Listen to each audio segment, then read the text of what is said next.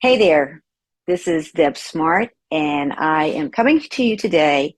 I will be filming little video shorts, basically telling you my story. A lot of people know that I'm a publisher and I help individuals get their books published, but they do not know about me being an author. I've been writing since I was about 12 years old on a longhand telling stories.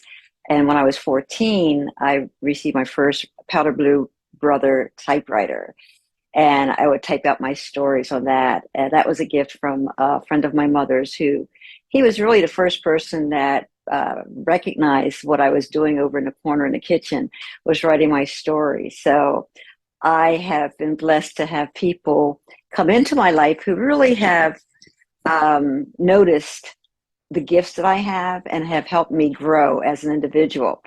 Well, the first book I want to talk about is Joy Comes Through the Mourning. And Joy Comes Through the Mourning is the first book that I published, and it is about my 4 years as a widow. And what I did was I started off open with an opening of my husband's death. The introduction and first chapter basically introduces my position as a widow, and I entitled it "Deaf Be Not Proud." That was a book that had come out, I believe I was in high school, and it was one of the books that we were required to read. And it was about a young man who died, I believe, of cancer at a very young age. And I believe his mother, if I remember correctly, wrote the book.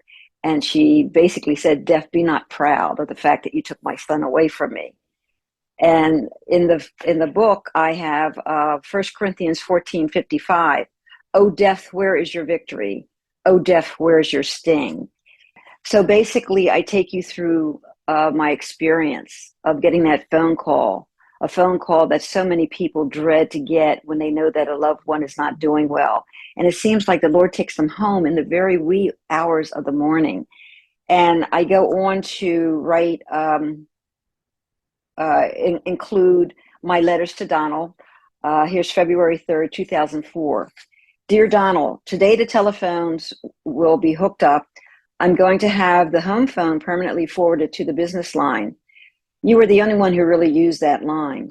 I am so tired right now. I love the new apartment, but there is still a lot of junk and things to bring down from the old apartment." Now, we had lived in that apartment for 20 years, close to 20 years.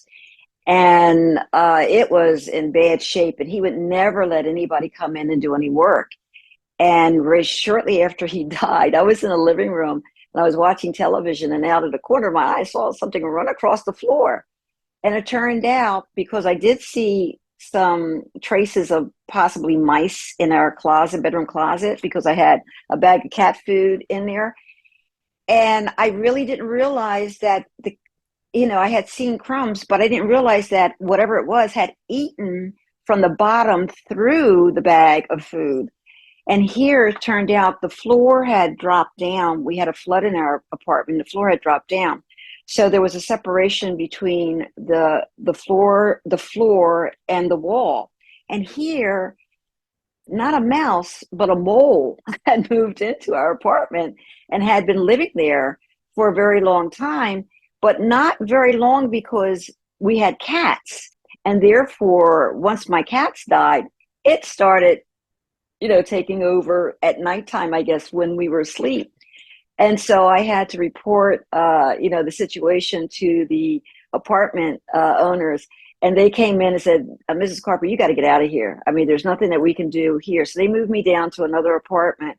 So I didn't have to go through that dread of, and this is February, he passed in December.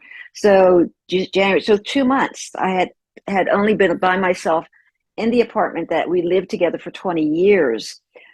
They moved me to a totally new apartment. So I had a fresh start within 2 months' time of my husband's death. And basically, I believe that is the pattern of everything that I've gone through. There's always been a shift, a major shift, where I'm not stuck in the misery, depression, and grief. I continue to move on. I was blessed to have a business. So my business had me traveling. So I didn't have to sit at home. and fret about the fact that my husband is no longer here. So between letters to the Lord, letters to Donald, and then I had struck out with some poetry. I'm not really a poet, but I'll share this and I'll get off real quick. But it's called Born. Born and thrust from silence, I cried. Born in sorrow, I bring happiness. Born to life so hard, I cry. Born through adversity, I live. Born to live forever, I share faith. And born again, I live in grace. So my whole life has been based on faith ever since Donald's passing.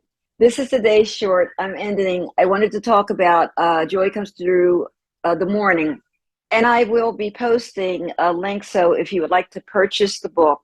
So this is Deb Smart saying take care, and I look forward to talking to you tomorrow.